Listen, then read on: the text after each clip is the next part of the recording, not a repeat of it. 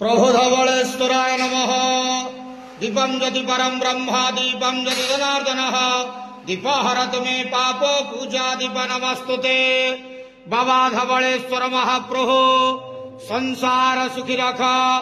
आज पवित्र श्रावण मासर प्रथम सोमवार प्रतिपदा तिथि रे समस्त भक्त मानकर मनस्कामना पूर्ण कर।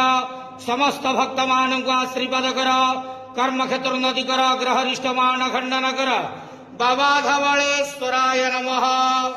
बाबा धवलेश्वराय नमो नमः।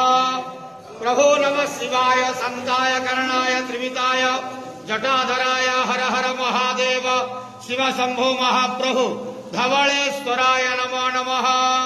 संसार सुखी रखंतु आनंद गेवार हरि बोलो। आज श्रावण मासर प्रथम सोमवार समस्त भक्त मान आशीर्वाद करंतु आनंद गेवार।